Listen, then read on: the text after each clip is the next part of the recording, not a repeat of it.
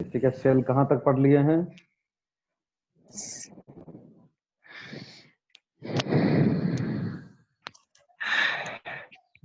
प्रियांक, शीना, आपके ऑडियो से बहुत आवाज आ रहा है।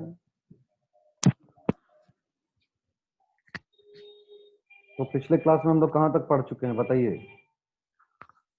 Sir structure of cell. Structure of cell, ठीक है। चलिए सर तो हम cell wall, cell membrane. Okay, very good very good very good. ठीक है, तो हम आपके स्क्रीन पर एक नोट ला रहे हैं।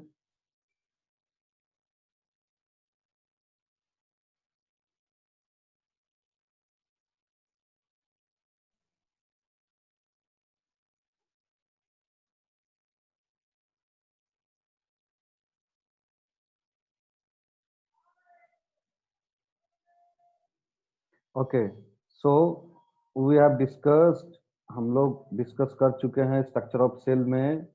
स्ट्रक्चर ऑफ सेल में क्या डिस्कस कर चुके हैं? Cell membrane and cell wall discuss कर चुके हैं, isn't it? Yes or no? Yes, sir. Okay, very good. So today we are going to discuss this, cytoplasm. आज हम लोग इस साइटोप्लाज्म को डिस्कस करेंगे। ठीक है, क्लियर? देखिए साइटोप्लाज्म क्या होता है। ठीक है, नाम से ही पता चल रहा है, साइटो का मतलब क्या होता है? सेल। साइटो का मतलब क्या होता है? Cell. Cell.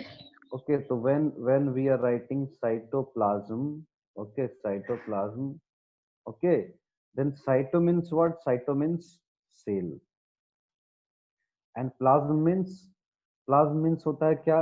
Jelly like substance. ठीक है, जेली लाइक सब्सटेंस या फ्लूइड आप कह सकते हैं। तो जो है आप कह सकते हैं फ्लूइड और जेली लाइक सब्सटेंस। ओके, तो ये सेल सेल का जो फ्लूइड पार्ट होता है, सेल का जो जेली लाइक सब्सटेंस होता है, ठीक है, इसको हम लोग कहते हैं सेल साइटोप्लाज्म। ठीक है, साइटोप्लाज्म सेल मेम्ब्रेन के अंदर में, यानी कि ये अगर आपका ये दिस इज योर सेल है ना, ये अगर मान लीजिए एक आपका सेल हुआ, ठीक है, तो सेल इसके अंदर में क्या होता है? इसके अंदर में एक आपका न्यूक्लियस होता है, isn't it? एक आपका यहाँ पर इस तरह से न्यूक्लियस होता है, मैंने आपको सेल का डायग्राम दिखाया है। और अब ये देखिए, ये जो न्यूक्लियस है और ये जो आपका प्लाज्मा मेम्ब्रेन है, इसके बीच में जो स्पेस है आप देख रहे हैं, इस स्पेस में क्या होता है? ये पूरा स्पेस को ही हम लोग साइटोप्लाज्म कहते हैं। इसमें क्या होता है? आपका फ्लूइड भरा हुआ होता है। ठीक है, फ्लूइड भरा हुआ होता है। ठीक है, और ये यहाँ पर ये आप देख सकते हैं इस जगह में। ठीक है, यहाँ पर क्या होता है? यहाँ पर जो है आपका फ्लूइड भरा हुआ रहता है, जेली लाइक सब्सटेंस भरा हुआ रहता है। इसको हम लोग कहते हैं साइटोप्लाज्म कहते हैं। क्या कहते हैं? साइटोप्लाज्म कहते हैं। ठीक है, साइटोप्लाज्म में दो चीज आते हैं। साइटोप्लाज्म में दो चीज आते हैं। क्या क्या आएंगे? ये तो समझ में आया ना कि ये देखिए आपका न्यूक्लियस है और ये आपका प्लाज्मा मेम्ब्रेन है। इसके बीच में यहाँ से यहाँ तक आप देख सकते हैं ना, यहाँ से यहाँ तक आप देख सकते हैं जो स्पेस है, ये जो स्पेस है, ठीक है, ये जो स्पेस है, इस स्पेस को ही हम लोग कहते हैं साइटोप्लाज्म। इसमें क्या होता है? इसमें फ्लूइड भरा हुआ होता है। ठीक है, ध्यान दीजिएगा। तो इसमें क्या होता है? ये जो साइटोप्लाज्म है, दो पार्ट होते हैं। साइटोप्लाज्म में क्या होते हैं? दो पार्ट होते हैं। एक तो आपका उसमें लिक्विड भरा हुआ होता है। ठीक है, लिक्विड जो है वहां पर होता है। ठीक है, और दूसरा क्या होता है? इस लिक्विड में सम सॉलिड पार्टिकल्स जो है वो सम सॉलिड पार्टिकल्स जो है वो क्या करते हैं? सम सॉलिड पार्टिकल्स और स्मॉल स्मॉल बॉडीज जो है इसके ऊपर में या इसमें तैरते रहते हैं, मूव करते रहते हैं। ठीक है, क्लियर? उसको हम लोग कहते हैं सेल ऑर्गेनेल्स कहते हैं। ऑर्गेनेल्स, सेल ऑर्गेनेल्स कहते हैं। ठीक है, तो एक आपका लिक्विड पार्ट हो गया। लिक्विड पार्ट को हम लोग क्या बोलेंगे? लिक्विड पार्ट को हम लोग बोलेंगे साइटोजोल। साइटोजोल बोलेंगे, SCYTOSOL, साइटोजोल। और आपका इसमें जो सॉलिड सॉलिड पार्टिकल्स जो इसमें स्विम कर रहे हैं या इसमें जो प्रेजेंट है, उसको हम लोग क्या कहते हैं? कहते हैं सेल ऑर्गेनेल्स कहते हैं। क्या कहते हैं? Sir cell organelles. Yes, sir ये लिक्विड के ऊपर जो लिखे है उसका स्पेलिंग बोलिए ना reply. CYTOSOL, cytosol. CYTOSOL, cytosol. ठीक है। तो जो जो जो आपका लिक्विड पार्ट है दैट इज साइटोसॉल, और आपका जो सॉलिड पार्ट है ये आपका क्या है, इसमें आपका है, इसको हम लोग कहते हैं सेल ऑर्गेनेल्स। दोनों एक साथ मिलकर क्या करते हैं, प्लाज्मा बनाते हैं। प्लाज्मा, प्लाज्मा क्या सर होता है? साइटोजोल आप क्या बोले और एक बार बताइए ना। हाँ, CYTOSOL, साइटोसॉल। नहीं इट इज सर उसका हाँ, साइटोप्लाज्म में जो लिक्विड पार्ट है, ठीक है, मतलब जो है मान लीजिए आपका वाटर लाइक, जो वहां पर मेनली तो वाटर होता है, उसके साथ में बहुत सारे प्रोटीन्स होते हैं, ठीक है, एंजाइम्स होते हैं, हार्मोन्स होते हैं जो उसमें घुले हुए होते हैं, ठीक है। तो वो लिक्विड पार्ट हो गया, उसके उस पर क्या होता है, उस पर जो सॉलिड पार्टिकल्स जो है वहां पर प्रेजेंट होता है, जैसे माइटोकॉन्ड्रिया हो गया, गोल्गी बॉडी हो गया, एंडोप्लाज्मिक रेटिकुलम हो गया, ये उसमें तैरते रहते हैं। तो जो liquid part that is cytosol, उसको हम लोग बोलते हैं। साइटोप्लाज्म का liquid part is called cytosol, and उसमें कुछ सॉलिड सॉलिड पार्टिकल्स पाए जाते हैं। दो सॉलिड पार्टिकल्स और दो solid substances are called cell organelles, ठीक है। यानी हम लोग कह सकते हैं कि जो सेल वॉल है, ठीक है, सेल वॉल किससे बना हुआ है, तो cytosol plus plus cell organelles, ठीक है। साइटोसॉल प्लस सेल ऑर्गेनेल से क्या है आपका आपका जो है, सॉरी, यहाँ साइटोप्लाज्म। साइटोप्लाज्म किससे बना है, साइटोप्लाज्म बना है साइटोसॉल, है ना, साइटोसॉल प्लस प्लस आपका सेल ऑर्गेनेल्स, सेल ऑर्गेनेल्स, ठीक है। इन दोनों चीज से मिलकर बना है। क्लियर? तो ये देखिए क्या है साइटोसॉल, क्या साइटोप्लाज्म क्या है, it is transparent jelly like living substance, जो क्या करता है, which fills the interior of an animal and plant cell. Animal और प्लांट सेल का जो इंटीरियर होता है, यानी प्लाज्मा मेम्ब्रेन के अंदर का जो पार्ट होता है ना, उसको, जो वहां पर स्पेस है न्यूक्लियस और प्लाज्मा मेम्ब्रेन के बीच में, उसको क्या करता है, ये फुलफिल करता है, ठीक है। इसको ये क्या करता है, फिलअप करता है। ये किस कहाँ प्रेजेंट होता है, तो आपको मैंने बताया कि ये between cell membrane and nucleus, ये क्या होता है, बिटवीन सेल मेम्ब्रेन और न्यूक्लियस पाया जाता है। मतलब सेल मेम्ब्रेन और न्यूक्लियस के बीच जो है, सेल मेम्ब्रेन और न्यूक्लियस के बीच में क्या पाया जाता है, सेल मेम्ब्रेन और न्यूक्लियस के बीच में ये पाया जाता है। जैसे मैंने आपको बताया एक डायग्राम के जरिए कि ये अगर मान लीजिए इस तरह से एक सेल है आपका, ये है ना, अगर ये आपका न्यूक्लियस है, तो ये जो स्पेस जो बच रहा है, ये जो स्पेस बच रहा है दोनों के बीच में, ये जो स्पेस बच रहा है, इसमें क्या है, ये आपका साइटोप्लाज्म। तो ये क्या हुआ, न्यूक्लियस और सेल मेम्ब्रेन के बीच में पाया जा रहा है, इजंट इट? तो दैट्स व्हाई इसको हम लोग क्या बोले कि ये सेल मेम्ब्रेन और न्यूक्लियस के बीच में पाया जा रहा है, ठीक है। आपको मैंने ये भी बताया कि यहाँ पर क्या होते हैं, स्मॉल स्मॉल सॉलिड पार्टिकल्स होते हैं, स्मॉल स्मॉल सॉलिड पार्टिकल्स होते हैं, जिसको हम लोग क्या कहते हैं, सेल ऑर्गेनेल्स कहते हैं। क्या कहते हैं, सेल ऑर्गेनेल्स। और ये क्या होते हैं, लिविंग, ये लिविंग पार्टिकल होते हैं, ठीक है, ये लिविंग स्ट्रक्चर होते हैं, ठीक है, ये लिविंग स्ट्रक्चर होते हैं, तो इसको हम लोग सेल ऑर्गेनेल्स कहते हैं।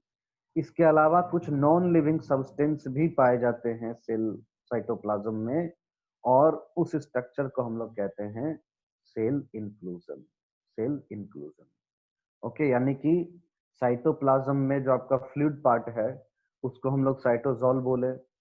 फिर आपका जो सब्सटेंस है, सॉलिड सब्सटेंस है, उसको हम लोग सेल ऑर्गेनेल्स बोले। तो वो जो सब्सटेंस है वो आपका लिविंग अगर है तो सेल ऑर्गेनेल्स है, अगर नॉन लिविंग है दैट इज सेल इंक्लूजन, ठीक है। क्या है, सेल इंक्लूजन है। क्लियर? तो साइटोप्लाज्म को डिटेल में हम लोग, यानी कि आप कह सकते हैं ये जो सेल ऑर्गेनेल्स है, इस सेल ऑर्गेनेल्स और इंक्लूजन बॉडी को हम लोग को सभी को एक साथ पढ़ना है, ठीक है, सभी को हम लोग को एक साथ पढ़ना है। उसके पहले हम लोग क्या करेंगे, न्यूक्लियस को पढ़ लेंगे, फिर हम लोग साइटोप्लाज्म में ऑर्गेनेल्स के डिटेल में आएंगे, ठीक है। आप देख सकते हैं यहाँ पर हम लोग क्या करेंगे, हम लोग यहाँ पर ऑर्गेनेल्स को पढ़ेंगे, बट उसके पहले हम लोग क्या करते हैं, न्यूक्लियस को पढ़ लेते हैं, न्यूक्लियस को पढ़ लेते हैं। क्लियर? तो न्यूक्लियस क्या है, समझिए ध्यान से। न्यूक्लियस क्या है, न्यूक्लियस, न्यूक्लियस जो है most important part of cell, इसको हम लोग ब्रेन ऑफ सेल भी कहते हैं। न्यूक्लियस को क्या कहते हैं, ब्रेन ऑफ सेल, ठीक है। Nucleus is called the brain of cell. ये जैसे मान लीजिए आप देख रहे हैं, दिस इज योर सेल, ये आपका सेल है, ठीक है। इसमें जो सबसे लार्ज लार्ज जो बॉडी, है ना, inside the cell the large body is called nucleus. और ये क्या होता है, इसको हम लोग कहते हैं ब्रेन ऑफ द सेल। इसको हम लोग ब्रेन ऑफ द सेल कहते हैं। ये क्या करता है, ये white is most important because ये जो है क्या करता है, ऑल द वाइटल फंक्शंस जो होता है सेल के अंदर में, यानी कि सेल का सारा फंक्शन को, सेल का सारा फंक्शन को ये क्या करता है, रेगुलेट करता है। This nucleus regulates the all the functions of all the functions of a cell। सेल के सारे फंक्शंस को ये रेगुलेट करते हैं। ठीक है, क्लियर। तो हम लोग चलिए एक न्यूक्लियस का स्ट्रक्चर को देखते हैं। तो न्यूक्लियस जो होता है, न्यूक्लियस का स्ट्रक्चर कुछ इस तरह से होता है। न्यूक्लियस का स्ट्रक्चर कुछ इस तरीके से होता है, आप देख सकते हैं, मैं यहाँ ड्रॉ कर रहा हूँ। न्यूक्लियस का स्ट्रक्चर कुछ इस तरीके से होता है। ठीक है,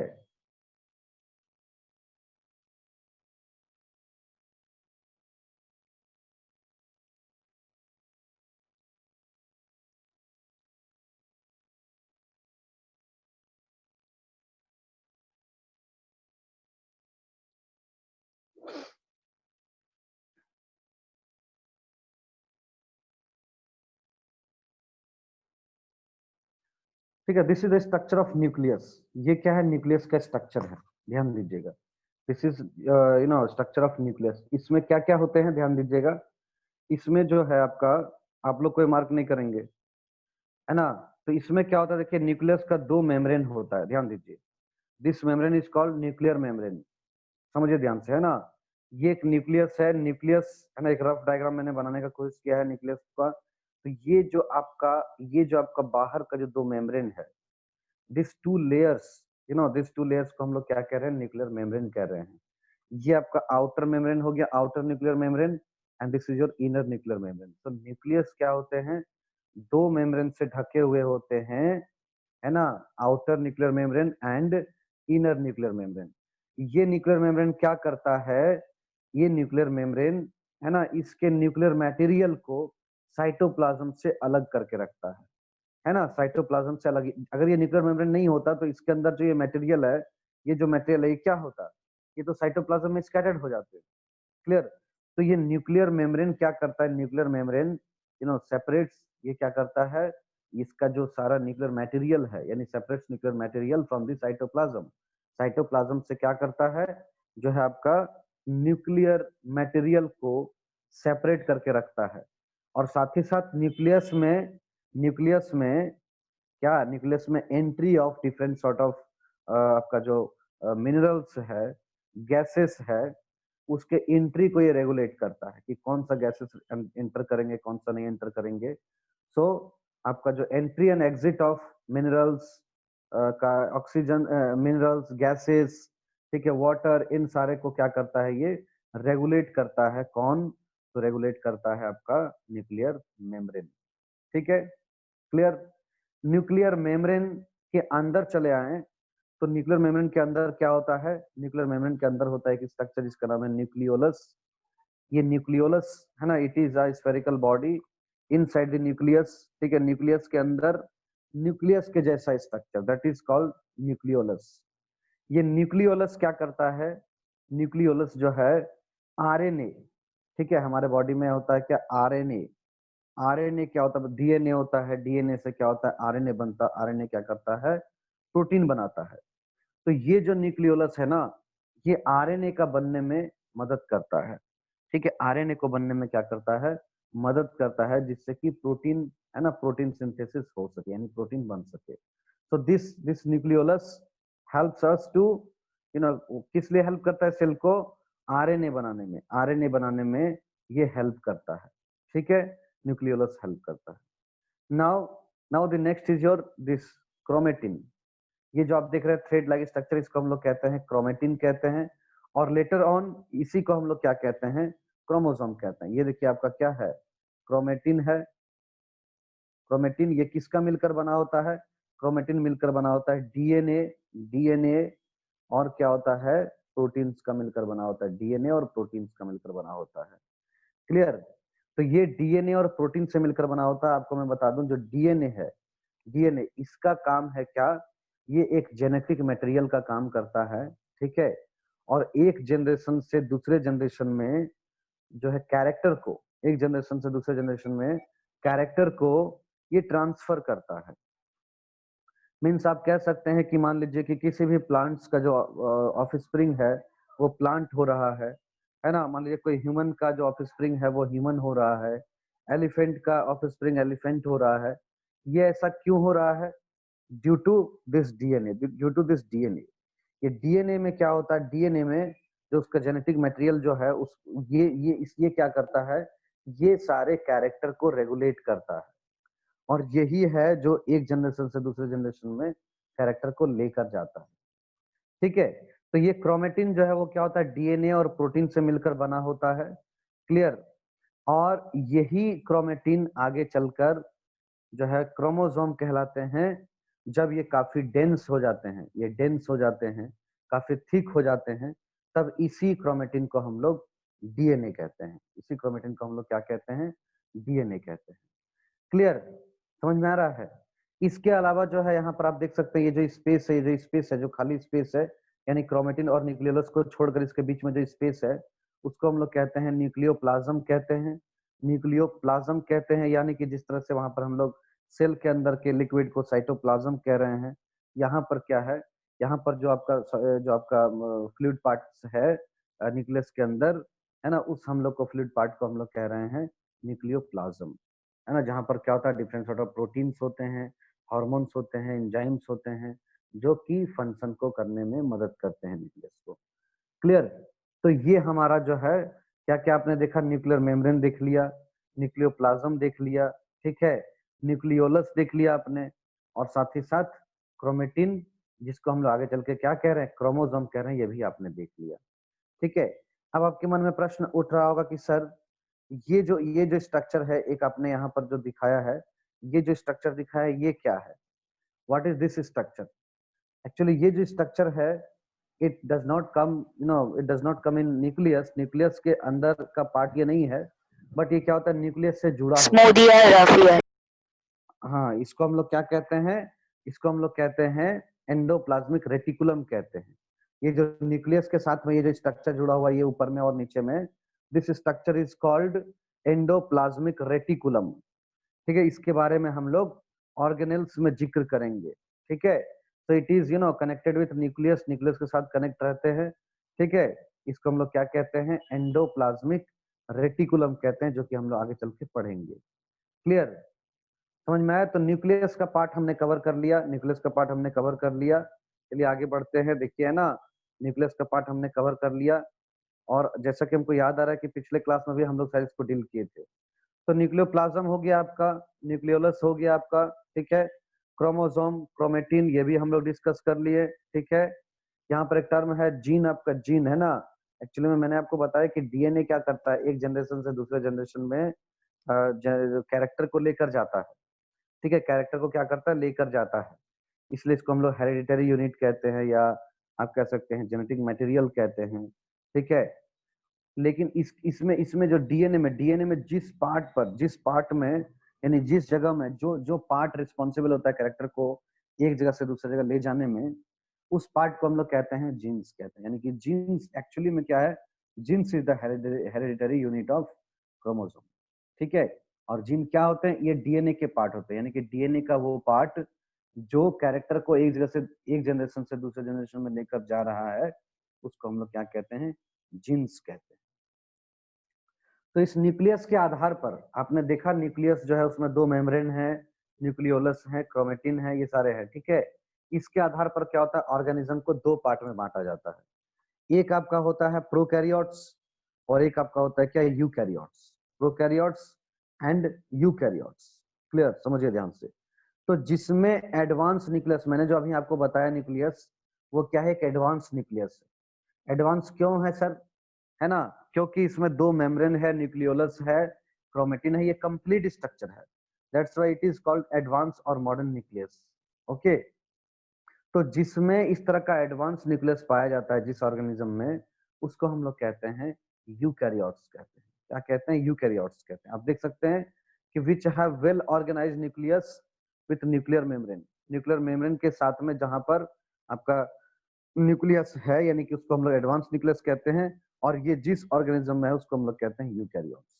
एग्जांपल में से human, elephant, onion, chick cell, all this all this cells आप कह सकते हैं सेल्स आर यूकैरियोटिक सेल्स। और ये जिस ऑर्गेनिज्म में पाया जा रहा है, जैसे एलिफेंट में पाए जा रहे हैं, आपका मैन में पाए जा रहे हैं, ओनियन में पाए जा रहे हैं, तो ये सारे क्या है ऑर्गेनिज्म को हम लोग कहते हैं यूकैरियोटिक ऑर्गेनिज्म कहते हैं।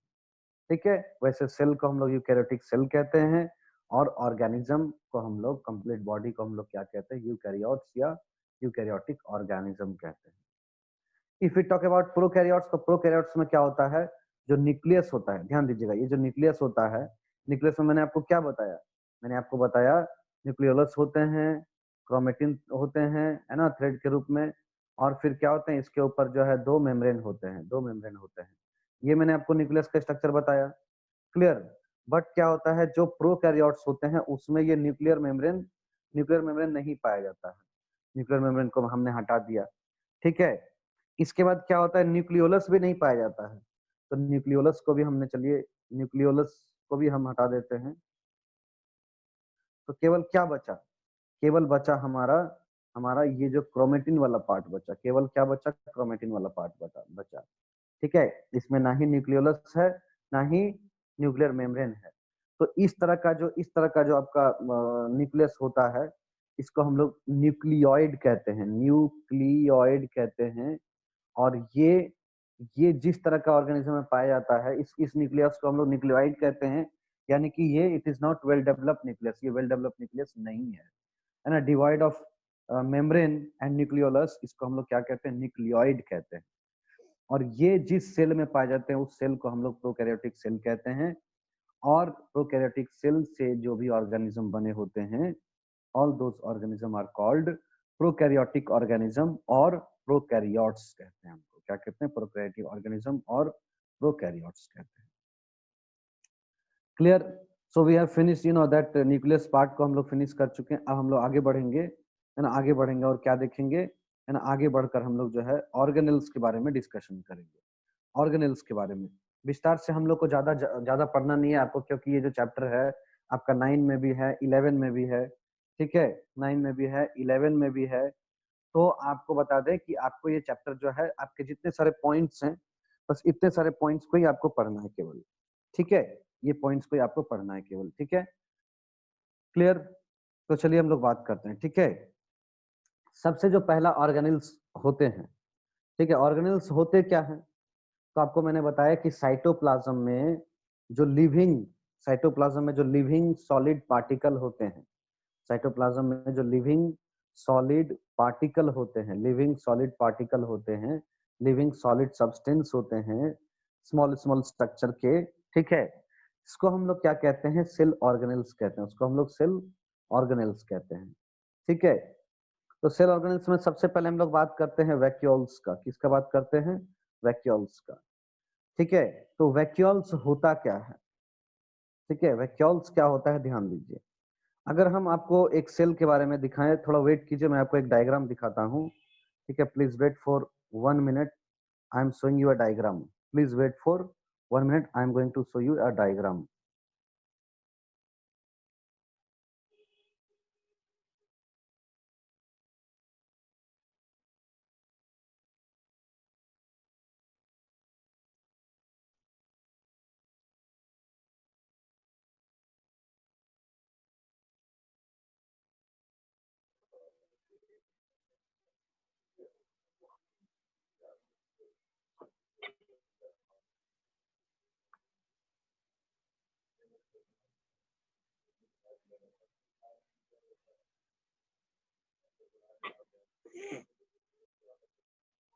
Okay, please wait for only few seconds. I have I have got, okay, I have got, yeah, I have got, okay.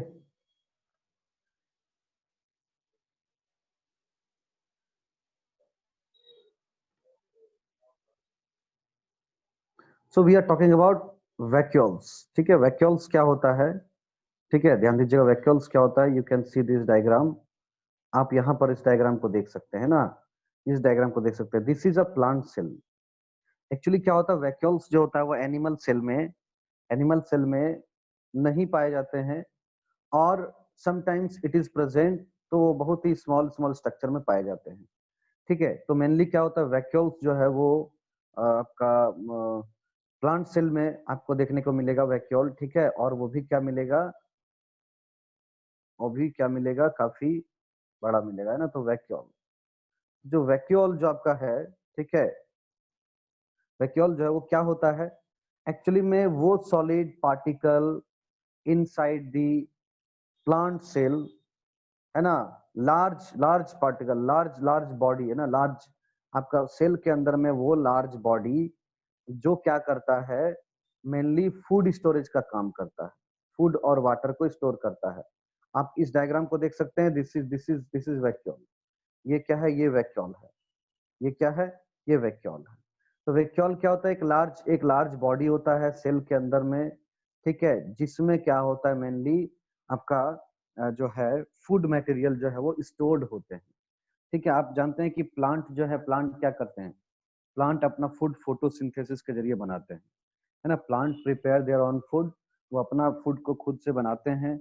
They are autotrophic, वो ऑटोट्रॉपिक होते हैं। ठीक है, तो जब वो फूड को बनाते हैं तो उनको अपने फूड को स्टोर भी करना होता है। ठीक है, और उसको स्टोर करने के लिए ये क्या होता है, वैक्यूल जो होता है सेल के अंदर में होता है, जो क्या करता है, उस फूड को स्टोर करता है। नॉट ओनली फूड, ये डिफरेंट अदर पिगमेंट्स, है ना, एंजाइम्स, आपका प्रोटीन्स, इसको भी क्या करते हैं, ये अपने अंदर स्टोर करते हैं। बट मैं का फूड का स्टोरेज करना, क्लियर। तो वैक्यूल्स क्या है, एक सैक लाइक, एक बैग लाइक आप कह सकते हैं, है ना, एक स्ट्रक्चर है। कहां पर, तो इनसाइड दी साइटोप्लाज्म, साइटोप्लाज्म के अंदर में। आप लोग कोई मार्क नहीं करेंगे, please don't put any mark, remove it, clear it, please clear it. हाँ, आप लोग कोई टिक मत कीजिए, नहीं तो क्या होगा कि वो सबका ध्यान उधर जाएगा। ठीक है, it can cause a disturbance. So come to the point. तो ये वैक्यूल क्या है, it is a sac like और you can say bag like, है ना, स्ट्रक्चर है। यहाँ पर क्या होता है, जो फूड मटेरियल्स होते हैं ये स्टोर्ड होते हैं। प्लांट सेल में क्या होते हैं, प्लांट सेल में जो ये वैक्यूल होते हैं ये काफी बड़े होते हैं। प्लांट सेल में जो ये वैक्यूल होते हैं क्या होते हैं, लार्ज साइज के होते हैं। ठीक है, बड़े बड़े होते हैं। वेयर इन एनिमल सेल ये नहीं होते हैं। और अगर होते हैं तो क्या होता है कि इनका जो आपका स्ट्रक्चर है, इनका जो साइज है वो बहुत ही स्मॉल होते हैं। ठीक है, बहुत ही छोटे छोटे होते हैं। क्लियर, समझ में आ रहा है। तो न्यूक्लियर आपका वैक्यूल्स क्या है, तो वैक्यूल्स ऐसे बॉडी है साइटोप्लाज्म में जो क्या करता है, सैक लाइक स्ट्रक्चर का होता है या बैग लाइक के स्ट्रक्चर का होता है। और ये क्या करता है, ये मेनली फूड को स्टोर करता है। ये मेनली क्या करता है, फूड को स्टोर करता है। फूड के साथ साथ ये वाटर, है ना, मिनरल्स, इसके अलावा जो है अदर, आप कह सकते हैं कि जो आपका ऐसे हार्मोन्स है, प्रोटीन्स है, इसको भी क्या करते हैं वैक्यूल्स जो है वो स्टोर करने का काम करता है। ठीक है, क्लियर है। तो ये आपका वैक्यूल्स जो है हम लोगों ने कंप्लीट किया। ठीक है, क्लियर। यहाँ पर एक चीज ध्यान रखने वाली बात है, जैसे जैसे आपने देखा कि सेल का जो आउटर कवरिंग है वो सेल मेम्ब्रेन और आपका क्या है, आपका सेल वॉल है। न्यूक्लियस का जो आउटर मेम्ब्रेन है उसको हम लोग कह रहे हैं क्या, न्यूक्लियर मेम्ब्रेन कह रहे हैं। ठीक है, अब वैक्यूल्स के ऊपर में भी, बाहर में भी क्या होता है, एक मेम्ब्रेन होता है। ठीक है, वैक्यूल्स जो बना हुआ है उसमें भी क्या होता है, ये सिंगल मेम्ब्रेन का स्ट्रक्चर होता है। यानी कि वैक्यूल्स के बाहर का जो स्ट्रक्चर है, आप देख सकते हैं, सपोज कि ये अगर मेरा वैक्यूल्स है, सपोज ये मेरा वैक्यूल्स है, ठीक है, ये दिस इज माय वैक्यूल। तो इसके अंदर में क्या है, बहुत सारा फूड पार्टिकल यहाँ पर है ना, वाटर, फूड, ये सब सब स्टोर्ड है। इसका जो बाहर का जो मेम्ब्रेन है, ये सिंगल मेम्ब्रेन का होता है। ठीक है, सिंगल मेम्ब्रेन यानी सिंगल मेम्ब्रेन से ढका हुआ होता है। तो इसको हम लोग क्या कहते हैं, इसके इसके मेम्ब्रेन को, यानी बाहरी जो आपका लेयर है उसको हम लोग कहते हैं टोनोप्लास्ट। क्या कहते हैं, टोनोप्लास्ट कहते हैं, टोनोप्लास्ट। ठीक है, द आउटर मेम्ब्रेन, है ना, जो मेम्ब्रेन होता है जिससे वैक्यूल बाउंड किया हुआ है, बंधा हुआ है। ठीक है, इसको हम लोग क्या कहते हैं, इसको हम लोग कहते हैं जो है टोनोप्लास्ट कहते हैं। ठीक है, टोनोप्लास्ट कहते हैं। ठीक है, एक और चीज मैं आपको इसके बारे में बता दूं कि अमीबा, अमीबा जो कि आपका क्या है, एक यूकैरियोटिक ऑर्गेनिज्म होता है अमीबा। ठीक है, अमीबा में एक और स्पेशल टाइप के वैक्यूल्स पाए जाते हैं जिसको हम लोग कहते हैं contractile vacuole. Contractile vacuole amoeba का अगर हम लोग बात करें, अगर अमीबा के बारे में हम लोग बात करें तो अमीबा में क्या होता है, अमीबा में एक और तरह का वैक्यूल पाया जाता है जिसको हम लोग कहते हैं contractile, CONTRACTILE, contractile vacuole. Contractile vacuole, ये वैक्यूल क्या करते हैं, ये वैक्यूल जो है अमीबा के अंदर में ऑस्मो रेगुलेशन का काम करते हैं। यानी ऑस्मो रेगुलेशन का मतलब होता है कि जब है ना वाटर, वाटर का जो है कंटेंट बॉडी में कितना हो कितना ना हो, क्योंकि देखिए अमीबा जब वाटर में है ना, वाटर में रहने से जो भी वाटर में रहने वाले जीव होते हैं, ऑर्गेनिज्म रहते हैं, उसमें क्या होता है, उसके बॉडी में वाटर का कंसंट्रेशन को रेगुलेट करना बहुत जरूरी होता है। ऐसा इसलिए होता है क्योंकि मान लीजिए सपोज सपोज दिस ये एक ऑर्गेनिज्म है और ये पानी में रह रहा है, तो क्या है आपको पता है कि बाहर में क्या होता है, बाहर में जो वाटर है वो उसका लेवल ज्यादा है, तो क्या होता है ज्यादा से कम की तरफ क्या होता है, डिफ्यूजन होने लगता है, ऑस्मोसिस होने लगता है, बॉडी के अंदर पानी एंटर करने लगता है। तो इसको इसको मेंटेन करना बहुत जरूरी है, अदरवाइज क्या होगा, वो ऑर्गेनिज्म का बॉडी क्या होगा, बस्ट हो जाएगा। तो ऑस्मो रेगुलेशन इसको कहते हैं, यानी कि वाटर का बैलेंस को रेगुलेट करना, और ये अमीबा में जो है वैक्यूल ही करता है, उस वैक्यूल को हम लोग कहते हैं कॉन्ट्रैक्टाइल वैक्यूल। ठीक है, तो अगेन हम लोग अपने नोट पर चलते हैं ना, आपको मैंने बहुत कुछ बताया वैक्यूल्स के बारे में। वैक्यूल के बारे में मैंने क्या बताया, वैक्यूल के बारे में मैंने आपको बताया है ना कि ये जो है आपका क्या होता है, वैक्यूल जो होता है वो आपका सैक लाइक स्ट्रक्चर होता है ना, ये भरा होता है फूड, आपका फूड से, आपका वो जो है पिगमेंट से, आपका जो है वाटर से। ठीक है, और जो प्लांट सेल में ये क्या होते हैं, लार्ज वैक्यूल होते हैं, वेयर एज एनिमल सेल में क्या होता है, एनिमल सेल जो है not so common in animal cell, मैंने आपको बताया एनिमल सेल में ये नहीं होते हैं, और अगर होते हैं तो काफी छोटे छोटे स्ट्रक्चर के होते हैं। ठीक है, यानी कि when they occur they are very smaller in structure, वो बहुत ही छोटे छोटे होते हैं। ठीक है, तो वैक्यूल्स के बारे में मैंने आपको बहुत कुछ बताया। आप अमीबा वाला भी पॉइंट को याद रखेंगे, है ना, अमीबा में क्या होता है, जो कॉन्ट्रैक्टाइल वैक्यूल होता है ऑस्मो रेगुलेशन में हेल्प करता है। आप ये भी याद रखिएगा कि इसका जो बाहर का लेयर है वैक्यूल का, है ना, जिसको हम लोग कहते हैं मेम्ब्रेन, वैक्यूल मेम्ब्रेन, तो उसका नाम क्या है, टोनोप्लास्ट है, TONOPLAST, टोनोप्लास्ट है। All this things I have told you. Now next is our plastid. अगला क्या है हमारा पॉइंट है, अगला हमारा पॉइंट है प्लास्टिड, है ना, आगे हम लोग पढ़ेंगे प्लास्टिड। प्लास्टिड क्या होते हैं, ध्यान दीजिएगा। प्लास्टिड जो होते हैं मेनली ये जो ऑर्गेनेल्स होते हैं प्लास्टिड, पहले तो मैंने वैक्यूल आपको बताया जो प्लांट सेल में रहते हैं, एनिमल सेल में नहीं पाए जाते हैं, और अगर पाए जाते हैं तो काफी छोटे छोटे स्ट्रक्चर के होते हैं। ठीक है, और अब आपका आ गया क्या, प्लास्टिड आया। प्लास्टिड के बारे में मैं आपको बता दूं, प्लास्टिड भी क्या होता है, ये केवल प्लांट सेल में पाए जाते हैं, एनिमल सेल में नहीं पाए जाते हैं, एनिमल सेल में नहीं पाए जाते हैं। ठीक है, इनको हम लोग कहते हैं क्या, सेमी ऑटोनोमस ऑर्गेनेल। क्या इसको हम लोग कहते हैं, semi autonomous, autonomous, semi autonomous organelle कहते हैं, सेमी ऑटोनोमस ऑर्गेनेल कहते हैं। ठीक है, और ये क्या होता है, दो लेयर से, टू लेयर से ये कवर्ड होते हैं। तो यहाँ से आप इसको डेफिनेशन जनरेट कर सकते हैं, क्या जनरेट कर सकते हैं कि जो है plastids are double layered semi autonomous organelle present in plant cell, किसमें पाए जाते हैं, प्लांट सेल में पाए जाते हैं। Sir, can you say the spelling seminar? Yes, Sir, can you say the spelling again? Semi-autonomous. Seminar not, semi autonomous organelles, यहाँ मैंने लिख दिया है, देखिए SEMI, semi autonomous, AUTONOMOUS, autonomous organelles, organelles का स्पेलिंग आपको पता ही है, तो सेमी ऑटोनोमस ऑर्गेनेल्स, और ये क्या होता है, डबल लेयर्ड का होता है। तो प्लास्टिड्स क्या होते हैं, these are semi autonomous organelles. ठीक है, that have double membrane envelope, इसके पास क्या होता है, दो मेम्ब्रेन का इन्वेलप होता है। ठीक है, और क्या करते हैं ये, they are usually responsible for giving color to the plants. ये सर प्लांट को क्या सेमी करते हैं? ऑटोनॉमस का मीनिंग? हाँ वही आ रहे हैं, हम चाह रहे थे ये आप लोग पूछें, so that's why I'll come to that point. Okay, very good question. Okay तो सर। हाँ वेरी गुड। तो ये जो सेमी ऑटोनोमस, सबसे पहले डेफिनेशन आप समझ गए कि ये क्या होते हैं। सेमी ऑटोनोमस ऑर्गेनेल होते हैं, डबल लेयर होता है, यानी इनका जो बाहर का लेयर होता है वो क्या होता है, 2 लेयर का होता है। जैसे वैक्यूल में देखें कि सिंगल लेयर है, ये क्या होते हैं, 2 लेयर के बने होते हैं। और it these organelles are mainly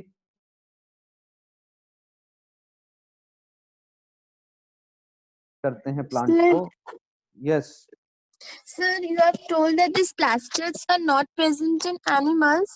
Sir, I want to know how the animals have different colors, like elephant has grayish color, the tiger has yellow. Okay, I'll come to that point. Very good question. ठीक है, बहुत अच्छा question. ठीक है, तो सबसे पहले जो है हम आपको बताते हैं, है ना, कि ये सेमी ऑटोनोमस क्या होता है। ठीक है, सेमी ऑटोनोमस कहने का मतलब ये होता है, देखिए जितने भी ऑर्गेनेल्स हम लोग पढ़ेंगे उसमें प्लास्टिड और माइटोकॉन्ड्रिया, ध्यान दीजिएगा, प्लास्टिड और माइटोकॉन्ड्रिया के लिए हम लोग सेमी ऑटोनोमस वर्ड यूज करेंगे। ठीक है, इसलिए यूज करेंगे क्योंकि प्लास्टिड और आपका जो माइटोकॉन्ड्रिया है ये ऐसे ऑर्गेनेल हैं जिसके अंदर अपना खुद का डीएनए होता है। ऐसे जो है डीएनए, हिस्टोन, प्रोटीन है ना, यानी कि क्रोमेटिन न्यूक्लियस के अंदर होते हैं, है ना, न्यूक्लियस के अंदर होते हैं। बट प्लास्टिड और माइटोकॉन्ड्रिया ये 2 ऐसे ऑर्गेनेल्स होते हैं जिसके क्या होता है, बॉडी के अंदर अपना खुद का डीएनए होता है और वो अपना बहुत सारा प्रोटीन्स खुद से सिक्रेट करते हैं। ठीक है, they totally they are not dependent on nucleus, ये पूरी तरीके से जो है न्यूक्लियस के ऊपर डिपेंड नहीं करते हैं। ठीक है, इसलिए इनको बोला जाता है सेमी ऑटोनोमस। जैसे मान लीजिए हम लोगों का स्कूल है ना, मान लीजिए सीबीएसई स्कूल है, तो ये क्या है, हमारा जो स्कूल है वो हर एक काम के लिए, हर एक चीज के लिए सीबीएसई के ऊपर डिपेंड करता है। ठीक है, क्या करता है, सीबीएसई के ऊपर डिपेंड करता है। ठीक है, मान लीजिए हमारे स्कूल को ऐसा चार्ज मिल जाए कि बहुत सारा एक्शन हमारा स्कूल खुद ले सके, हमारा स्कूल खुद एग्जाम कंडक्ट करवा सके, हमारा स्कूल खुद जो है बोर्ड का पेपर जो है बना सके, हमारा स्कूल खुद जो है बच्चों को सर्टिफिकेट दे सके। अगर ये पावर मिल जाता है स्कूल को, तो हमारे स्कूल क्या हो जाएंगे, सेमी ऑटोनोमस हो जाएंगे, यानी कि हमारे स्कूल के पास भी अपना पावर होगा, है ना, क्या होगा, पावर होगा कि वो खुद अपने बच्चों को 10 का सर्टिफिकेट दे सकते हैं। ठीक है, और इसके लिए एक साइन केवल सीबीएसई से कराना होगा, तो वो साइन के लिए केवल डिपेंड है सीबीएसई से, यानी कि टोटल हर एक काम के लिए we are not dependent on CBSE, we are dependent on only for few works, है ना, कुछ काम के लिए हम लोग उसके लिए उस पर डिपेंडेंट हैं। तो ऐसे टाइम में हमारे स्कूल को क्या बोल देंगे, सेमी ऑटोनोमस स्कूल कह देंगे। ठीक है, इस तरह का होता है। आप आगे चल के जब कॉलेज में जाएंगे तो आप बहुत सारा देखेंगे कि सेमी ऑटोनोमस जो है आपका कॉलेज है या सेमी ऑटोनोमस यूनिवर्सिटी है। कहने का मतलब कि वो कॉलेज भी है और उसके पास यूनिवर्सिटी का भी पावर है, ताकि वो उसको हर काम के लिए किसी यूनिवर्सिटी पे डिपेंड नहीं रहना पड़ता है, वो हर काम को खुद ही रेगुलेट कर सकता है, तो उसको हम लोग सेमी ऑटोनोमस कॉलेज बोलते हैं। उसी तरह क्या होता है यहाँ पर, जो आपका ऑर्गेनेल्स यानी आपका प्लास्टिड है, माइटोकॉन्ड्रिया है, हर एक काम के लिए उसको न्यूक्लियस के ऊपर डिपेंड नहीं करना पड़ता है, वो क्या करते हैं, खुद ही अपना प्रोटीन बना सकते हैं। That's why it is called semi autonomous. ठीक है, नाउ अब बात उठता है कि सर ये जब कलरफुल कलर देते हैं, तो आपने कहा कि एनिमल्स में जो है वो कलर होता है, वो कुछ किसके कारण होता है। हम लोग इसको एनिमल्स में पढ़ेंगे। ऐसे आपको बता दें कि हमारा जो स्किन है ना, इसमें क्या होता है, मेलानिन बोल के एक जो है आपका प्रोटीन सिक्रेट होता है, मेलानिन। ठीक है, और ये मेलानिन का सिक्रीशन से ही क्या होता है, स्किन का कलर जो है वो डिसाइड होता है। क्लियर, मेलानिन बोल के क्या होता है, एक प्रोटीन होता है जो हमारे बॉडी में सिक्रेट होते हैं। ठीक है, सभी एनिमल्स के बॉडी में सिक्रेट होते हैं, और इस मेलानिन जो मेलानिन होता है, ये जो है रेगुलेट करता है स्किन के कलर को एनिमल्स में। ठीक है, clear. Now should we go ahead.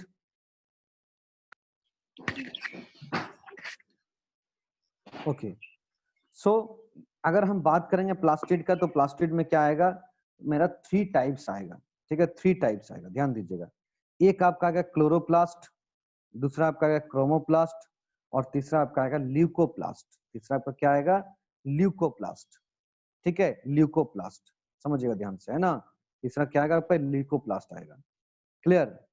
तो क्लोरोप्लास्ट मेनली हम लोगों को क्या होता है, जो स्ट्रक्चर पढ़ना रहता है वो आपको क्लोरोप्लास्ट का पढ़ना रहता है, ठीक है। तो ध्यान दीजिए, ये क्या है, अगर हम क्लोरोप्लास्ट के बारे में बात करें तो ये एक ऐसा ऑर्गेनेल्स है ना, समझिएगा ध्यान से। प्लास्टिड जो होते हैं, प्लास्टिड 3 टाइप्स के होते हैं, है ना, 3 टाइप्स के होते हैं। एक आपका पहला होता है क्लोरोप्लास्ट। तो क्लोरोप्लास्ट क्या होता है? ऐसे जो है आपका सब ऑर्गेनेल है, ऐसे टाइप ऑफ प्लास्टिड हैं जिसमें क्या होता है, ग्रीन पिगमेंट क्लोरोफिल पाया जाता है।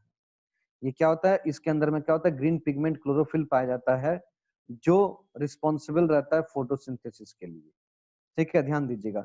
यानी कि आपका जो क्लोरोप्लास्ट है, ये क्या होता है, क्लोरोप्लास्ट एक ऐसा टाइप ऑफ प्लास्टिड है जिसके अंदर एक तरह का ग्रीन पिगमेंट पाया जाता है ना, ग्रीन स्ट्रक्चर पाया जाता है, दैट इज कॉल्ड क्लोरोफिल। और ये क्लोरोफिल जो होते हैं, ये जो क्लोरोफिल होते हैं, इसके पास क्षमता होता है कि it can trap solar energy. यानी कि जो सन का जो लाइट आ रहा है ना, सन का लाइट, ठीक है, ये क्लोरोफिल क्या कर सकता है, उस सन के लाइट को ट्रैप कर सकता है, एब्जॉर्ब कर सकता है, ठीक है।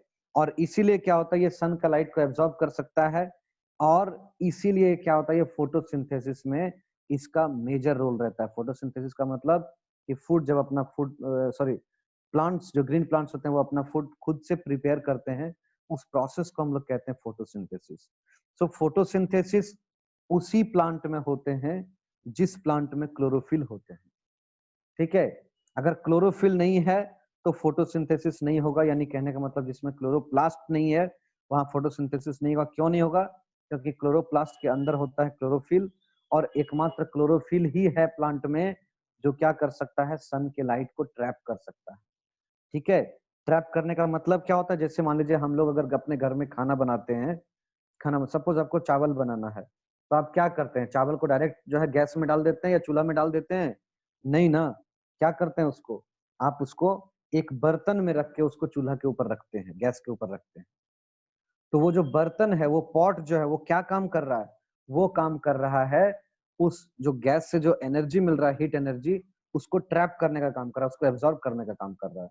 और वो एब्जॉर्ब करके क्या करता है, वो ट्रांसफर करता है राइस को, चावल को, यानी जो कुछ भी आप बना रहे हैं आइटम, उसको वो ट्रांसफर करता है।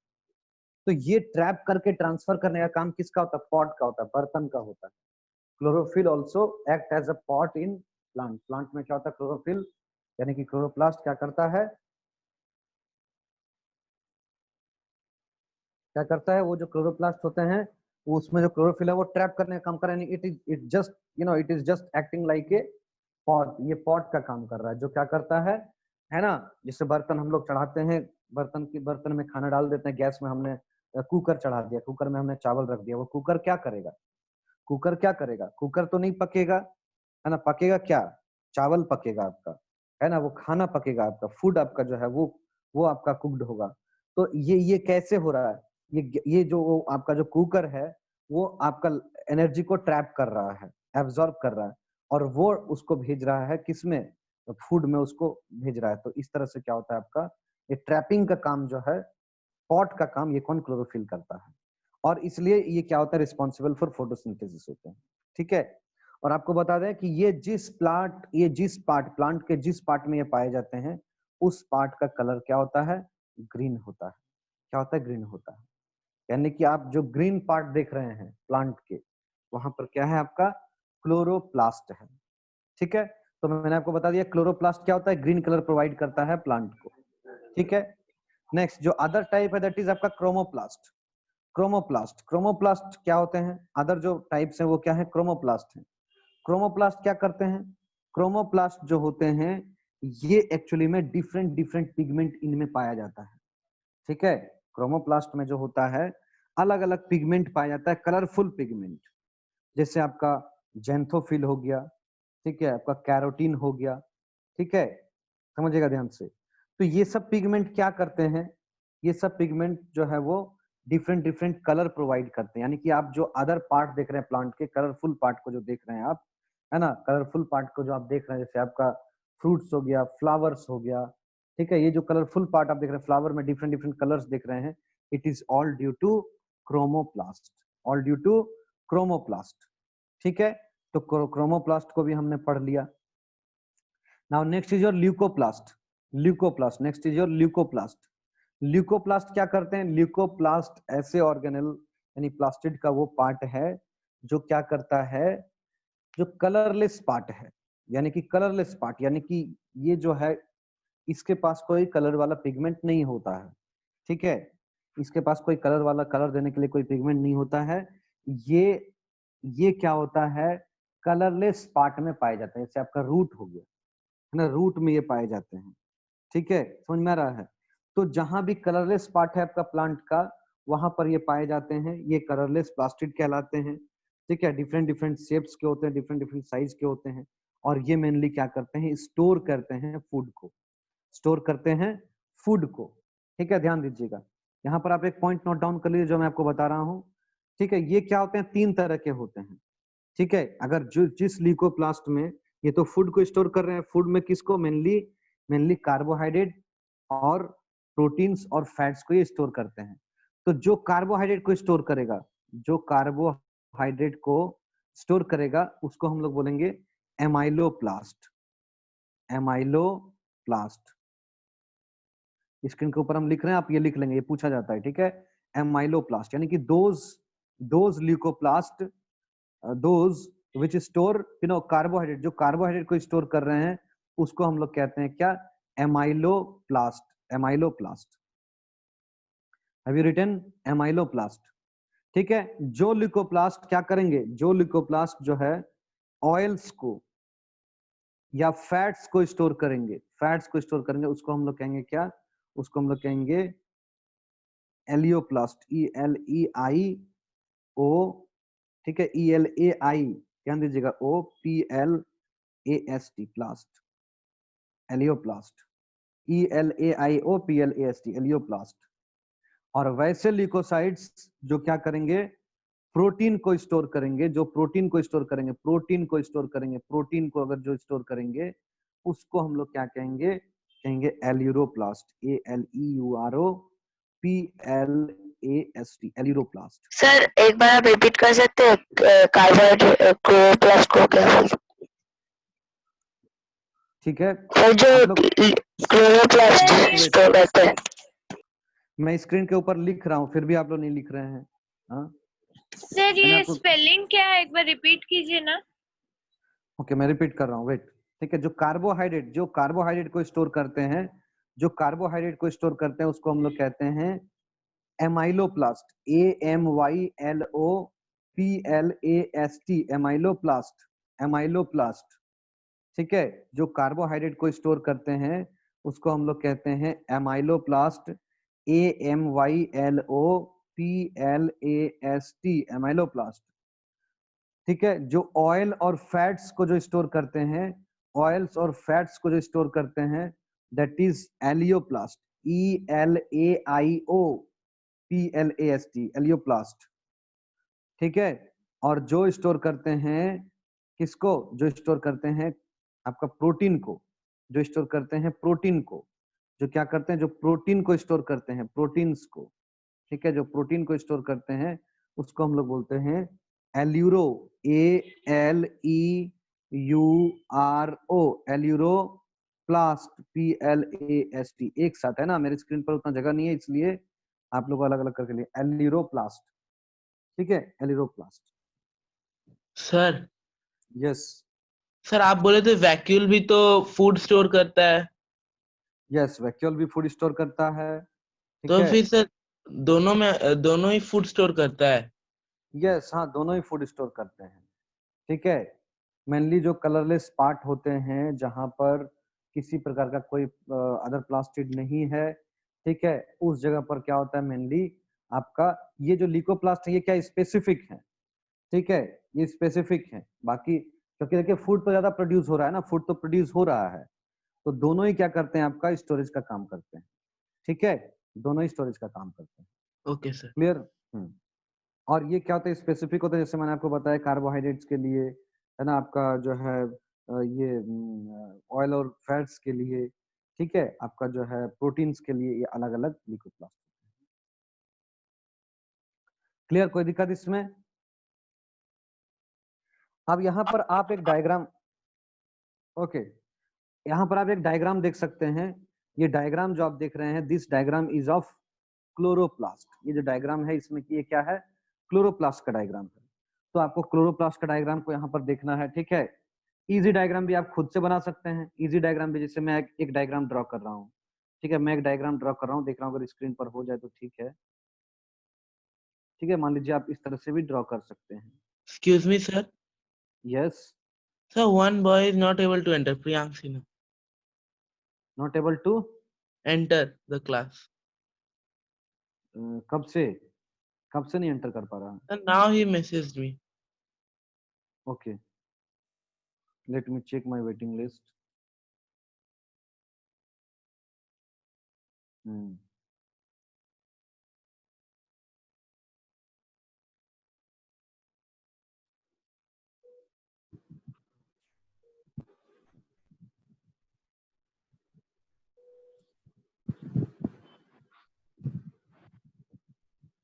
Okay, now he is in. Okay, so we are talking about the structure of chloroplast. तो ये आप देख सकते हैं सिंपल से स्ट्रक्चर है। इससे भी सिंपल स्ट्रक्चर आप बना सकते हैं खुद। जैसे मान लीजिए कि ये आप है ना, इस तरह से आपने स्ट्रक्चर ड्रॉ कर लिया। स्क्रीन पर आप देख पा रहे होंगे, आपने इस तरह से एक स्ट्रक्चर को ड्रॉ किया, जहां पर आपने क्या, दो लेयर को दिखाया। आपने दो लेयर को दिखाया, ठीक है, दो लेयर को आपने दिखाया। यहाँ पर आप क्या करेंगे, आप इस तरह से एक स्ट्रक्चर को बनाएंगे, कॉइन लाइक स्ट्रक्चर। ऐसा लगेगा कि पाइल्स ऑफ कॉइन्स है ना, कॉइन का पाइल्स है, बहुत सारा कॉइन जो है एक साथ जमा है इस तरह से।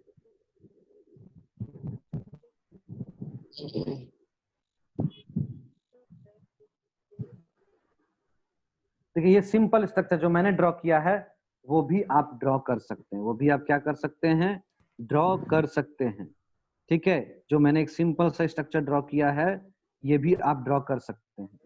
क्लियर? ये भी आप क्या कर सकते हैं, ड्रॉ कर सकते हैं। आपको दोनों में जो सिंपल डायग्राम लगे उसको आप ड्रॉ कर सकते हैं। क्लियर? अब देखिए इसमें है क्या क्या, ठीक है, मेनली क्या क्या है, ध्यान से समझिएगा। तो आपका जो सबसे बाहर का लेयर है वो आउटर मेम्ब्रेन हो गया, और ये आपका इनर मेम्ब्रेन हो गया। This is your outer membrane, this is your inner membrane, ठीक है, ये दोनों आपका हो गया। नाउ अब यहाँ पर आप देख रहे हैं ये जो स्ट्रक्चर है, ये जो स्ट्रक्चर है, जहां पर ऐसा लग रहा है कि अगर हम 5 रुपए का कॉइन को एक साथ है ना, बहुत सारा कॉइन को अगर एक साथ हम इकट्ठा करें तो वो जो स्ट्रक्चर होता है, इस तरह का स्ट्रक्चर ये लग रहा है। इसको हम लोग कहते हैं क्या, ग्रेनम कहते हैं। क्या कहते हैं? ग्रेनम। हाँ, आप लोग अपना ऑडियो ऑफ कर लीजिए, साउंड आ रहा है, ठीक है, ऑडियो ऑफ कर लीजिए। जब कोई क्वेश्चन रहेगा तभी आप लोग अपना ऑडियो ऑफ ऑन करके हमसे पूछेंगे। तो ये आपका क्या, एक ग्रेनम है, ये ग्रेनम है, ये ग्रेनम है। सभी ग्रेनम को एक साथ मिला के हम लोग कहते हैं, क्या कहते हैं, कहते हैं आपका ग्रेना, ठीक है। और हर एक ग्रेनम जो है वो कई, है ना, small small coin like structure से बने होते हैं, और इस कॉइन लाइक स्ट्रक्चर को हम लोग कहते हैं थाइलाकॉइड। यानी कि ग्रेनम किससे मिलकर बने होते हैं, ग्रेनम जो छोटा छोटा जो कॉइन लाइक स्ट्रक्चर से मिलकर बना है, इस स्ट्रक्चर को हम लोग कह रहे हैं थाइलाकॉइड। क्या कह रहे हैं? थाइलाकॉइड कह रहे हैं। क्या कह रहे हैं? थाइलाकॉइड कह रहे हैं, ठीक है। ये थाइलाकॉइड से मिलकर, स्पेलिंग बोलिए ना। हाँ, THYLAKOID पूरा लिखा हुआ, देखिए आपका ऊपर में लिखा हुआ जनरल थाइलाकॉइड, है ना, आपका जो डायग्राम है उसमें लिखा हुआ है, you can see from there, THYLAKOID, thylakoid, ठीक है, थाइलाकॉइड। क्लियर? अगला क्या है इसमें, अगला मैंने आपको बताया कि इसका अपना खुद का डीएनए होता है, ठीक है, खुद का डीएनए होता है। तो आप ये देख सकते हैं, ये जो मैंने यहाँ पर ड्रॉ किया है, ये जो मैंने ड्रॉ किया यहाँ पर, this is you know, this is the DNA of this chloroplast. ये क्लोरोप्लास्ट का ये डीएनए है, डीएनए क्या है, डीएनए है। तो दैट्स व्हाई, है ना, इसमें डीएनए प्रेजेंट होता है। अगर क्वेश्चन आ जाए why chloroplast is called semi autonomous organelle, तो आपका आंसर क्या लिखना है, because chloroplast contain its own DNA. Chloroplasts contain its own DNA that's why it is called semi autonomous organelle. इसको सेमी ऑटोनोमस ऑर्गेनल इसलिए कह रहे हैं क्योंकि इसके पास अपना एक डीएनए है।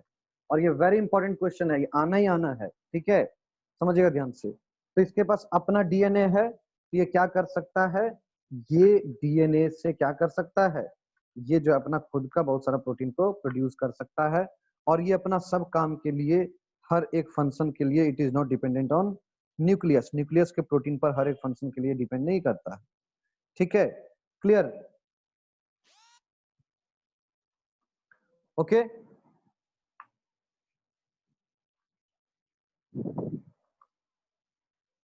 ओके, नाउ नाउ है ना, ये हम लोग बात कर रहे हैं आपका डीएनए के ऊपर, ठीक है। नाउ अगला जो स्ट्रक्चर है दैट इज यहाँ पर क्या है, राइबोसोम है। ध्यान दीजिएगा, राइबोसोम है। राइबोसोम क्या होता है, राइबोसोम ये डीएनए से जो प्रोटीन बनेगा ना उसका मेजर फंक्शन इसमें किसका होता है, ये जो आप देख रहे हैं ये ऑर्गेनेल्स का, इसको हम लोग कहते हैं राइबोसोम। ये आपका क्या है, राइबोसोम। ये क्या है, राइबोसोम। ये क्या है, राइबोसोम। इसका खुद का अपना राइबोसोम पाया जाता है, ठीक है, जो क्या करता है, प्रोटीन को बनाने में, डीएनए से प्रोटीन को बनाने में हेल्प करता है, ठीक है। तो इसमें क्या होता है, अपना खुद का इसका राइबोसोम पाया जाता है, क्लियर, समझ में आ रहा है। अब क्या है, अब इसके अलावा यहाँ पर जो आप स्पेस देख रहे हैं, मतलब इस क्लोरोप्लास्ट के अंदर में जो आप स्पेस देख रहे हैं, है ना, जो आप व्हाइट व्हाइट स्पेस देख रहे हैं, स्पेस है ना, यानी कि आपका ग्रेनम, डीएनए और राइबोसोम को छोड़कर आप यहाँ पर जो स्पेस देख रहे हैं, ये जो स्पेस है इसको हम लोग, है ना, क्या कहते हैं, इस स्पेस को हम लोग कहते हैं स्ट्रोमा, STROMA, स्ट्रोमा, स्ट्रोमा, ठीक है, स्ट्रोमा कहते हैं। और आपको बता दें ये जो स्ट्रोमा ये क्या है, ये liquid part, fluid part of chloroplast है। क्लोरोप्लास्ट के अंदर का जो फ्लूइड पार्ट है दैट इज कॉल्ड स्ट्रोमा, ठीक है, उसको हम लोग क्या कहते हैं, स्ट्रोमा कहते हैं, क्लियर, क्या कहते हैं उसको, स्ट्रोमा कहते हैं, ठीक है, क्लियर, सब आप लोग नोट कर लिए। जो आपका ये फ्लूइड पार्ट जो है इनसाइड दी क्लोरोप्लास्ट, ये जो फ्लूइड पार्ट है, इस फ्लूइड पार्ट को हम लोग, जिसमें क्या होता है, फ्लूइड भरा हुआ होता है ना, मेनी हार्मोन्स, एंजाइम्स, प्रोटीन्स, आपका न्यूट्रिएंट मटेरियल्स, है ना, वहां पर पाए जाते हैं। तो इसको हम लोग क्या कहते हैं, स्ट्रोमा कहते हैं, स्ट्रोमा, ठीक है, स्ट्रोमा कहते हैं, क्लियर। अब मैं आपको थोड़ा सा लेके चलता हूँ फोटोसिंथेसिस पर, ध्यान दीजिए। आपको पता है कि ये जो क्लोरोप्लास्ट है ना, ये क्लोरोप्लास्ट में, सर आपने सब कुछ बता दिया बट क्लोरोफिल नहीं बताया, क्लोरोफिल कहाँ होता है, क्लोरोफिल कहाँ होता है, तो वही मैं आपको बताने जा रहा हूँ कि क्लोरोफिल कहाँ होता है। ये जो आप देख रहे हैं ना, ये जो आप स्ट्रक्चर देख रहे हैं ना, ये जो आप ब्लैक ब्लैक स्ट्रक्चर आप देख रहे हैं यहाँ पर, ये जो स्ट्रक्चर देख रहे हैं, इसमें देखिए मैंने येलो येलो टाइप का कुछ dot dot dot dot structure बनाया है ना, थोड़ा ग्रीन टाइप का, है ना, देखिए सब में दिख रहा है आपको, यस और नो, कोई भी एक कहिए यस और no, yes sir, Yes, sir. Yes sir, sir. दिख रहा है। तो ये जो Yes, आपका sir. ग्रेना है ना, ग्रेनम, ग्रेनम में क्या होता है, इसी तरह जो इसी तरह ग्रीन लाइक स्ट्रक्चर पाया जाता है जिसको हम लोग कहते हैं क्लोरोफिल। और ये इसी तरह से ये ग्रेन्यूल्स लाइक स्ट्रक्चर पाया जाता है जिसको हम लोग यहाँ पर कहते हैं पिगमेंट कहते हैं। ये देखिए इस तरह से स्ट्रक्चर पाया जाता है।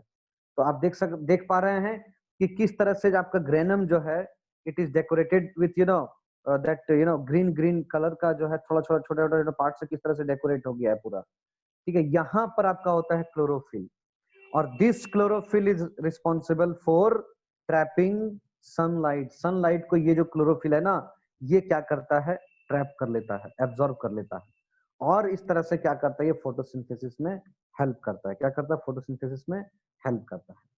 फोटोसिंथेसिस आपको पता है दो स्टेप में होते हैं, एक होते हैं लाइट रिएक्शन, एक होते हैं डार्क रिएक्शन, ठीक है। Light reaction, dark reaction higher classes में आप जाकर पढ़ेंगे। लाइट रिएक्शन का जो होता है वो आपका क्या होता है, इसी ग्रेनम में होते हैं। जो लाइट रिएक्शन है ना, लाइट रिएक्शन एक्चुअली ये क्या होता है, ये इस ग्रेनम में होता है। इसमें क्या होता है, इसमें आपका लाइट रिएक्शन होता है, इसमें लाइट रिएक्शन होता है, इसमें लाइट रिएक्शन होता है। लाइट रिएक्शन का मतलब होता है, लाइट रिएक्शन का मतलब होता है कि सनलाइट के एनर्जी को ट्रैप करना, सन के लाइट को ट्रैप करना, ठीक है, सन के लाइट को क्या करना, ट्रैप करना, और जो वाटर मॉलिक्यूल जो प्लांट में होता है, जो वाटर होता है, उस वाटर को, है ना, हाइड्रोजन और ऑक्सीजन में तोड़ देना। आपको पता है कि वाटर जो है वो क्या होता है, H2O होता है, हाइड्रोजन और ऑक्सीजन से बना होता है। तो लाइट रिएक्शन का मतलब क्या होता है, लाइट रिएक्शन का मतलब होता है कि ये आपका जो है आपका लाइट को ट्रैप करना, सनलाइट की एनर्जी को ट्रैप कर लेना, साथ ही साथ वाटर का जो मॉलिक्यूल है उसको तोड़ देना, ठीक है, हाइड्रोजन ऑक्सीजन में तोड़ देना, और तब जाकर फिर डार्क रिएक्शन होता है। ये डार्क रिएक्शन कहाँ होता है? डार्क रिएक्शन होता है स्ट्रोमा में।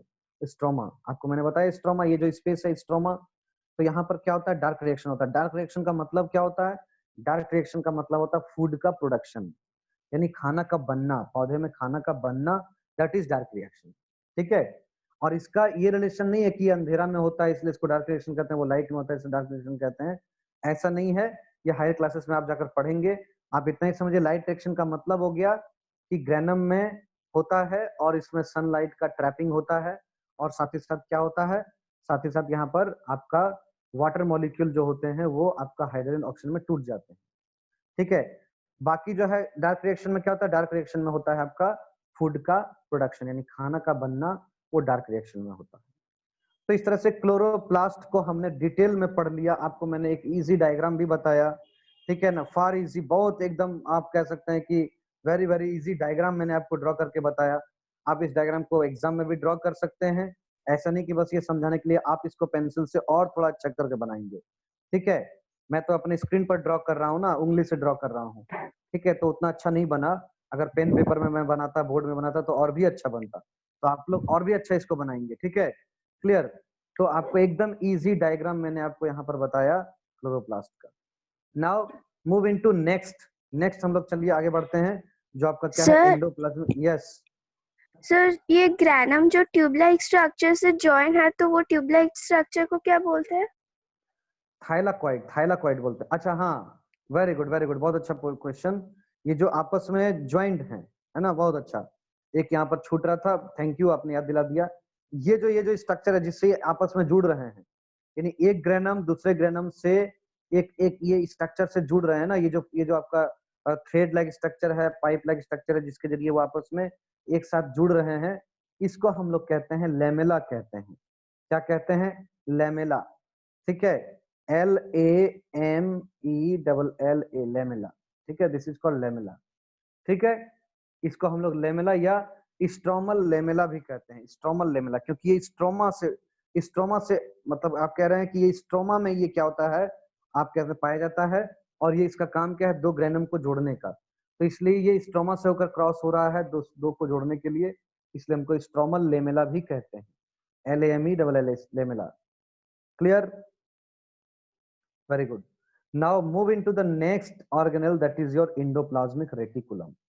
इंडोप्लाज्मिक रेटिकुलम क्या होते हैं, है ना। चलिए अब इंडोप्लाज्मिक रेटिकुलम पर हम लोग आ जाते हैं। इंडोप्लाज्मिक रेटिकुलम जो होते हैं, ठीक है, आपको मैंने जब न्यूक्लियस का हम डायग्राम ड्रॉ कर रहे थे, तो न्यूक्लियस का डायग्राम ड्रॉ करने के साथ में आपको मैंने इंडोप्लाज्मिक रेटिकुलम का स्ट्रक्चर दिखाया था उसके साथ अटैच करके, और मैंने आपको कहा था कि हम लोग इसको आगे पढ़ेंगे, इंडोप्लाज्मिक रेटिकुलम को हम लोग आगे पढ़ेंगे, है ना। तो इंडोप्लाज्मिक रेटिकुलम होता क्या है?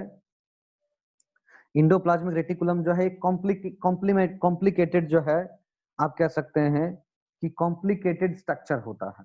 कहां पर? तो आपका सेल के अंदर में, ठीक है।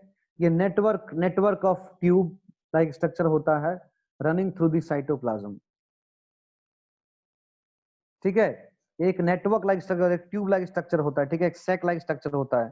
ये कह सकते हैं एक जो है आपका complicated system of membranes channels and flattened vesicles होता है। यानी कहने का मतलब क्या है, ध्यान दीजिए, अगर हम लोग इसका स्ट्रक्चर पर गौर करें, तो ये मान लीजिए आपका न्यूक्लियस है, ये मान लीजिए आपका न्यूक्लियस है। न्यूक्लियस से क्या होता है, इसका एक एंड जो है वो न्यूक्लियस से जुड़ा रहता है, और दूसरा एंड जो है वो आपका साइटोप्लाज्म में या फिर प्लाज्मा मेम्ब्रेन से जाकर जुड़ा होता है।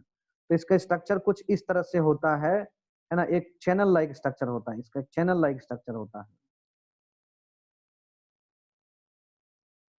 ठीक है ना, ये चैनल लाइक स्ट्रक्चर हो रहा है, ठीक है। ये क्या है, इस तरह से चैनल लाइक स्ट्रक्चर यहाँ पर ये बनता है ना। सॉरी, मैंने इसको गैप करना भूल गया, हाँ।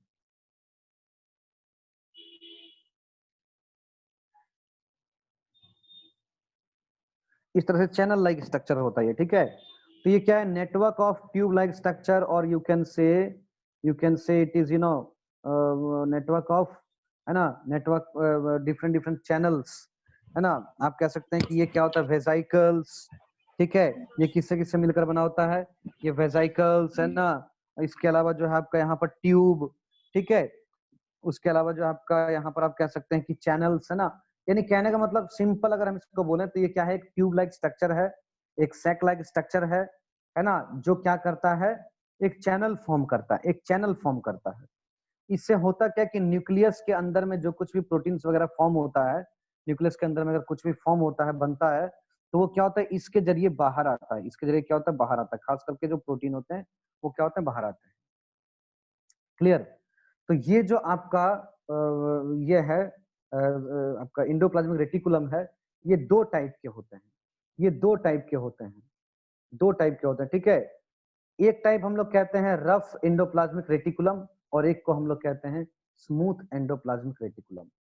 देखिए ये जो आप लेयर देख रहे हैं, इसके ऊपर अगर मान लीजिए हम dot dot dot dot structure आपको दिखाई दे रहा है, हम dot dot dot dot structure दे रहे हैं, दिखाई दे रहा है तो Yes, sir. Yes, sir. हाँ, इसके ऊपर dot Yes, dot sir. Dot dot dot dot अगर स्ट्रक्चर हम बनाएं, ठीक है, डॉट डॉट स्ट्रक्चर अगर हम बनाएं इस तरह से, अगर डॉट डॉट स्ट्रक्चर हम इसके ऊपर इस तरह से दे दें, ठीक है, डॉट डॉट स्ट्रक्चर अगर दे दें, ठीक है, समझिएगा ध्यान से, ये डॉट डॉट स्ट्रक्चर इसके ऊपर दे दें, ठीक है।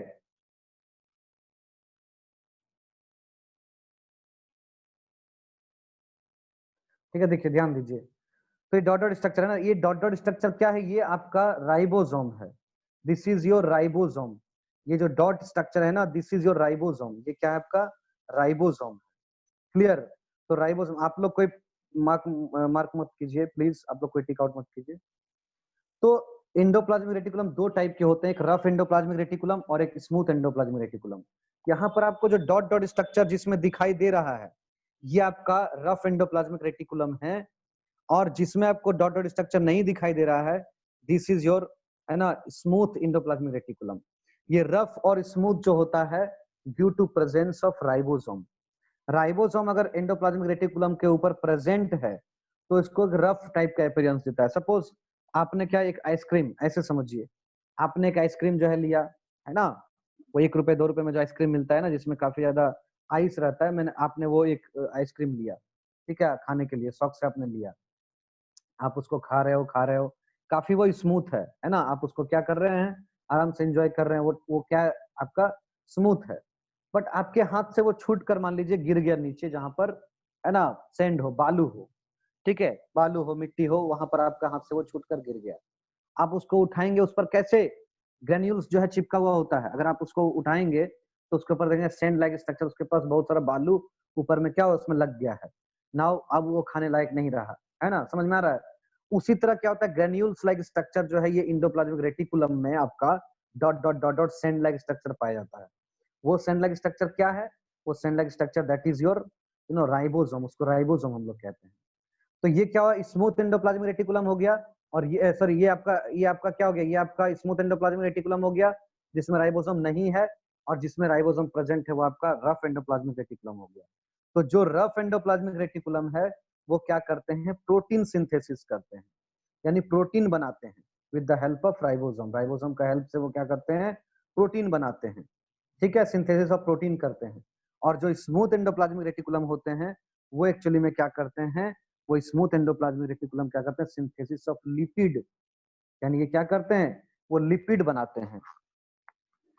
क्या करते हैं, वो लिपिड, यानी कि जो लिपिड आपका है, फैट्स है, वो आपके सेल में कौन बनाता है, तो वो बनाता है आपका जो है रफ एंडोप्लाज्मिक रेटिकुलम, प्रोटीन्स बनाएंगे, और स्मूथ एंडोप्लाज्मिक रेटिकुलम, है ना, फैट्स बनाएंगे, ठीक है, फैट्स को सिंथेसिस करेंगे। तो इस तरह से हमने देख लिया स्मूथ एंडोप्लाज्मिक रेटिकुलम, हमने देख लिया रफ एंडोप्लाज्मिक रेटिकुलम, ठीक है, दोनों का क्या फंक्शन है वो भी हमने देख लिया। तो ये आपका सिंपली इसको आप क्या कहेंगे कि ये क्या है, एक नेटवर्क लाइक स्ट्रक्चर है, नेटवर्क लाइक स्ट्रक्चर है, जो क्या होता है, जिसमें बहुत सारे ट्यूब्स होते हैं, है ना, बहुत सारे फ्लैटेंड सैक्स होते हैं, बहुत सारे वेजाइकल्स होते हैं, ठीक है, इन सब से मिलकर क्या होता है, ये आपका एंडोप्लाज्मिक रेटिकुलम बनता है, ठीक है। तो ये दो टाइप के होते हैं, स्मूथ एंडोप्लाज्मिक रेटिकुलम जिसको SER कहते हैं, और रफ एंडोप्लाज्मिक रेटिकुलम जिसको हम लोग RER कहते हैं। दोनों का फंक्शन भी मैंने आपको बताया और डायग्राम भी मैंने दिखाया, ठीक है। इसका एक एंड क्या होता है, न्यूक्लियस से जुड़ा हुआ होता है, और दूसरा एंड क्या होता है, मेनली प्लाज्मा मेम्ब्रेन से जुड़ा होता है, या कुछ एंडोप्लाज्मिक रेटिकुलम का दूसरा एंड साइटोप्लाज्म में भी रहता है। क्लियर। नेक्स्ट जो हमारा टॉपिक है that is ribosome, very important topic. अब हम लोग आगे बढ़ रहे हैं, राइबोसोम। ठीक है ना, बार बार राइबोसोम को जिक्र कर रहे हैं हम लोग। जो हम लोग प्लास्टिड पढ़ रहे थे तो भी राइबोसोम का जिक्र किए, एंडोप्लाज्मिक रेटिकुलम पढ़ रहे हैं तो भी राइबोसोम का जिक्र कर रहे हैं। तो ये राइबोसोम कौन इंपॉर्टेंट पर्सन है, चलिए हम लोग यहाँ पर देखते हैं ना कि राइबोसोम का बहुत जिक्र हो रहा है।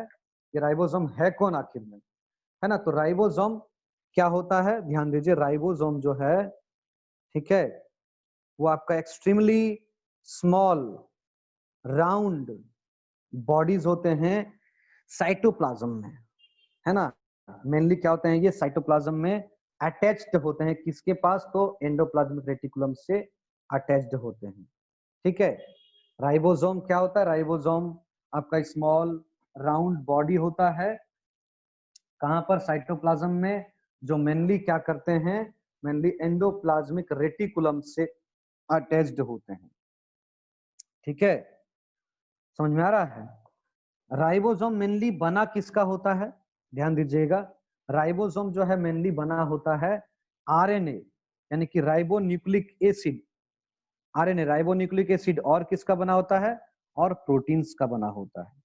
ठीक है, यानी कि ribosome is made up of और कंपोज्ड ऑफ न्यूक्लियोप्रोटीन। न्यूक्लियोप्रोटीन का मतलब क्या है, आपका आरएनए। ठीक है, राइबो न्यूक्लिक एसिड, और आपका क्या है, प्रोटीन से मिलकर ये बना होता है।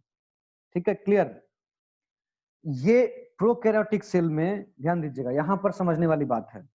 प्रोकैरियोटिक सेल में क्या होता है, ये इसका जो प्रेजेंट होता है, ये प्रोकैरियोटिक में भी होता है, यूकैरियोटिक में भी होता है। लेकिन इसको क्या होता है कि यूनिट से हम लोग मेजर करते हैं, ध्यान दीजिएगा। इसको मेजर करने के लिए हम लोग एक यूनिट का इस्तेमाल करते हैं। उस यूनिट को हम लोग कहते हैं क्या, उस यूनिट को हम लोग कहते हैं स्वेडबर्ग, SVEDBERG, स्वेडबर्ग यूनिट। इसको मेजर करने के लिए हम लोग, है ना, स्वेडबर्ग यूनिट का इस्तेमाल करते हैं।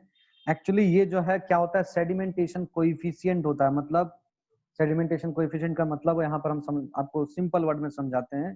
ठीक है, कि जब हम लोग इसको सेंट्रीफ्यूज करते हैं, ठीक है, सेंट्रीफ्यूज एक मशीन होता है, वहां पर क्या होता है, हाई आरपीएम में, मतलब आपका जो है, मान लीजिए अगर हम उसमें टाइम सेट कर दें, तो मान लीजिए कि 1 मिनट में 10,000 बार हमको रोटेट करवाना है। जैसे आप तारामाची में क्या होता है, रोटेट करते हैं ना, मेरी गो राउंड में, तारामाची में, है ना।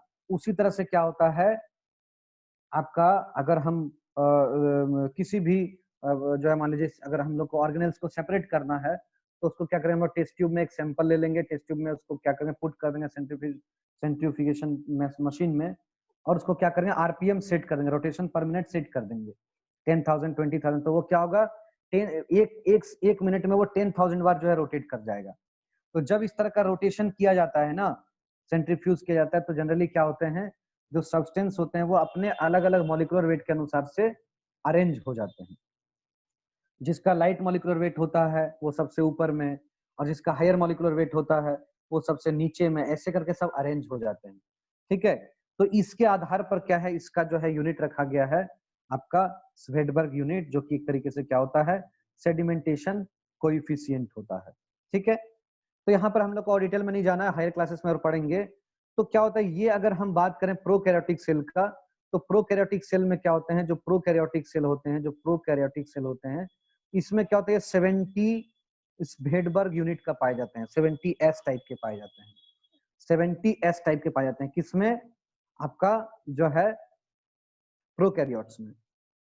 लेकिन बात यह है कि ये एक यूनिट से मिलकर बनता नहीं है, ये क्या होता है, हमेशा एक स्मॉलर और एक लार्जर यूनिट दोनों मिलकर आपस में जुड़ता है। ठीक है, देखिए यहाँ पर जैसे आपका ये स्मॉलर सब यूनिट और ये आपका लार्ज सब यूनिट दोनों मिलकर यहाँ पर एक कंप्लीट फंक्शनल राइबोसोम को बना रहा है। ठीक है, तो इस तरह से क्या होता है, एक लार्ज सब यूनिट और एक स्मॉल सब यूनिट होता है। ये जो 70S मैंने आपको बताया, ये कंप्लीट फंक्शनल राइबोसोम का यूनिट बताया प्रोकैरियोट में। ठीक है, इसका जो स्मॉलर यूनिट होता है, ध्यान दीजिएगा, प्रोकैरियोट का अगर हम बात करें तो स्मॉलर यूनिट होता है आपका 30S का। समझिएगा, यहाँ पर समझने वाला बात है, बार बार हम क्यों बोल रहे हैं समझने के लिए, अभी आपको पता चलेगा। और जो लार्जर यूनिट होता है वो होता है आपका 50 यूनिट का होता है। समझिएगा, लार्ज यूनिट क्या होता है, 50 का होता है, और स्मॉल यूनिट क्या होता है, 30 का होता है।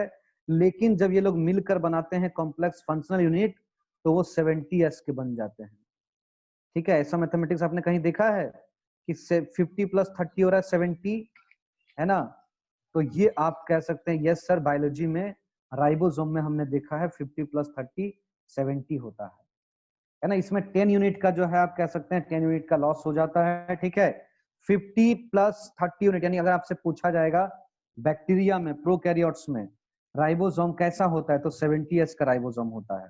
वो कौन कौन सा यूनिट से मिलकर बना होता है? तो उसका छोटा यूनिट जो होता है वो 30 यूनिट का होता है और जो बड़ा यूनिट होता है वो 50 यूनिट का होता है। ठीक है, क्लियर? ये दोनों मिलाकर क्या बनाते हैं? 50 + 30 70s यूनिट बनाते हैं। 10 यूनिट का क्या होता है? 10 यूनिट का यहाँ पर लॉस हो जाता है। ठीक है, ध्यान रखिएगा।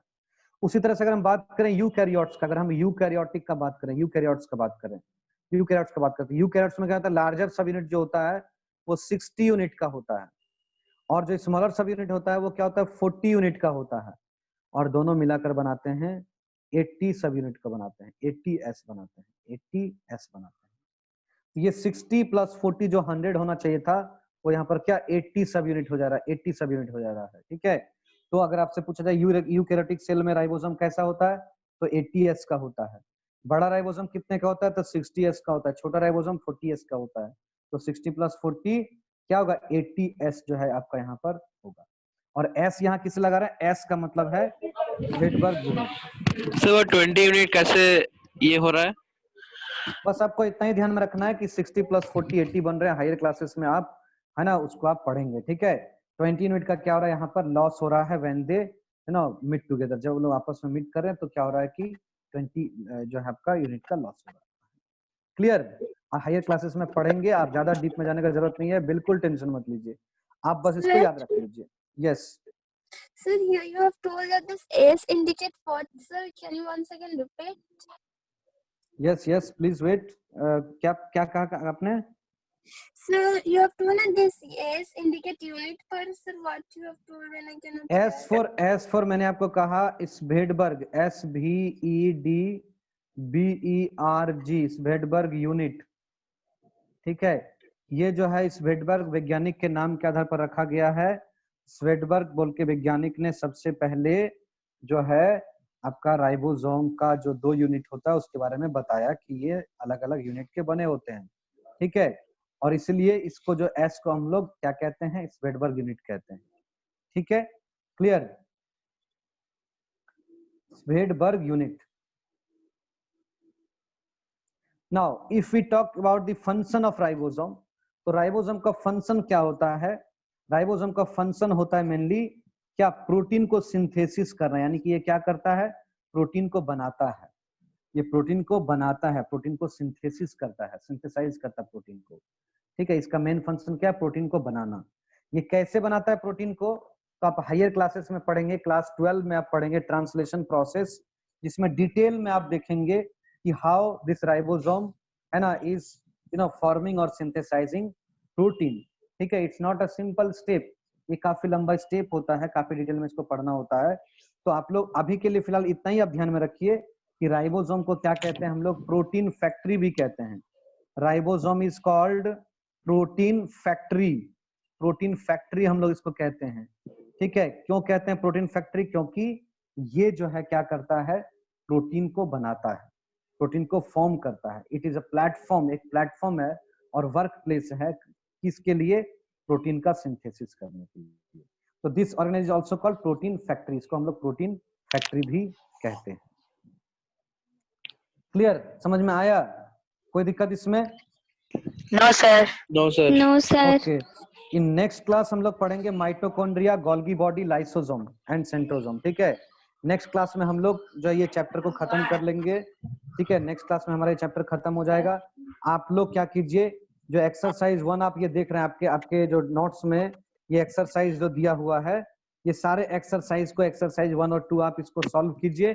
दिस इज योर असाइनमेंट, ये आपका असाइनमेंट है, इसको आप कॉपी में सॉल्व कीजिए। ठीक है, सॉल्व करने के बाद आपको हम एक डेट देंगे, उस डेट में क्या करेंगे इसको आप, है ना, जो सर आपका दोनों एक्सरसाइज जो है ना, हाँ दोनों एक्सरसाइज को आप सॉल्व कीजिए। ठीक है, ठीक और है सर। आपको हम ग्रुप में जब मैसेज कर देंगे, उस मैसेज को आप पाकर क्या करेंगे, आपका जो असाइनमेंट है वो आप माई स्कूल ऐप में जो है सबमिट कर देंगे। ठीक है, ओके सर। तो आज के लिए इतना ही। हम लोगों ने क्या पढ़ा है ना, हम लोगों ने पढ़ा सेल मेम्ब्रेन और सेल वॉल, तो पिछले क्लास में सर पढ़ चुके क्वेश्चन थे। आप व्हाट्सएप में भेज देंगे? अभी व्हाट्सएप में नहीं भेजना है, हम आपको व्हाट्सएप में एक मैसेज करेंगे, आप उसको बना कर रखिए। हम एक सर व्हाट्सएप में उसको फिर माई स्कूल ऐप में दे देना है ना, मतलब वहाँ पर सबमिट करना है। अरे हमारा तो सुनिए, सब आप ही लोग कह लीजिएगा, तो हमको तो बोलने दीजिए, है ना। First of all listen to me, then only if you get doubt then only you know tell anything. बीच बीच में आप लोग बोलेंगे तो कैसे समझ में आएगा। एक बोल रहे हैं सर व्हाट्सएप में डाल देंगे, तब तक हम बोल रहे हैं कुछ, तो दूसरा आप लोग बोल रहे हैं सर तो ग्रुप में डाल देंगे। मेरा सुनिए, हम उसी बारे में बोल रहे हैं, कंप्लीट सुन लेंगे तो आपको क्वेश्चन पूछने का जरूरत नहीं पड़ेगा। ठीक है, आपको जो मैंने एक्सरसाइज दिया है, एक्सरसाइज 1 और 2, ये एक्सरसाइज को आप सॉल्व करके अपने पास रखिए कॉपी में। व्हाट्सएप में हम एक डेट देंगे कि इस डेट को आपको अपलोड करना है असाइनमेंट।